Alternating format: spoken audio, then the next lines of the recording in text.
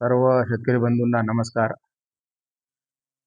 काल परवापासून जो काही बुलढाणा जिल्ह्यामध्ये पाऊस पडत आहे, मात्र अजूनही बऱ्याच ठिकाणी जी आहे की 80 ते 100 मिलीमीटर पाऊस सध्या झालेला नाही आहे. काही ठिकाणी मात्र पाऊस चांगला झालेला आहे, समाधानकारक झालेला आहे. अशा ठिकाणी पेरणी करायला काही हरकत नाही. आज रोजी बुलढाणा जिल्ह्यामध्ये जवळपास 29,000 हेक्टरवर जी आहे खरीप पिकाची पेरणी झालेली आहे. त्यामध्ये प्रामुख्याने कापूस आहे, तूर आहे आणि मका आहे.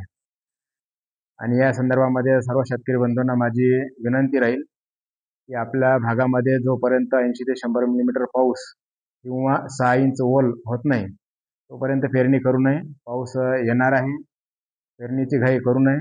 आणि हे करत असताना यावर्षी अल निनोचा जो काही प्रभाव आहे, त्या अनुषंगाने आपण प्रामुख्याने जे काही बाबी करायच्या आहेत आपल्याला, त्या म्हणजे रुंद वरंबा सरी पद्धत किंवा बेडवर टोकन पद्धतीने किंवा पट्टा पद्धतीने पेरणी करू शकता आपण. दुसरी गोष्ट ते करत असताना आंतरपीक आणि मिश्र पीक याचा अंतर्भाव यावर्षी जरूर करावा. कारण एखादं पीक हातचं जर गेलं तर दुसरं पीक आपल्याला त्यामधून उत्पादन जे आहे आणि उत्पन्न त्यामधून मिळू शकते. त्या अनुषंगाने शेतकऱ्यांनी ही काळजी घेणं आवश्यक आहे. आतापर्यंत 29,000 हेक्टर वर पेरण्या झालेल्या आहेत आणि बऱ्याच भागामध्ये जे आहे ते समाधानकारक पाऊस झाला असल्यामुळे पेरण्या सुरू आहेत.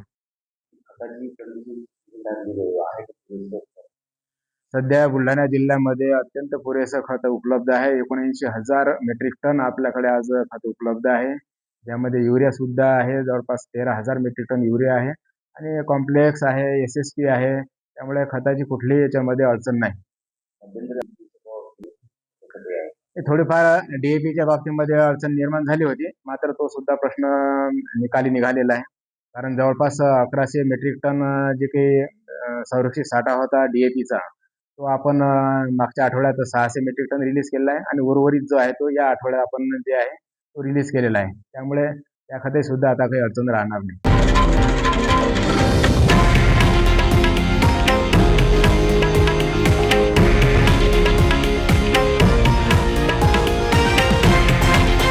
हे आहे देशातील नंबर 1 न्यूज नेटवर्क आणि आपण पाहत आहात TV9 मराठी, एकमेव.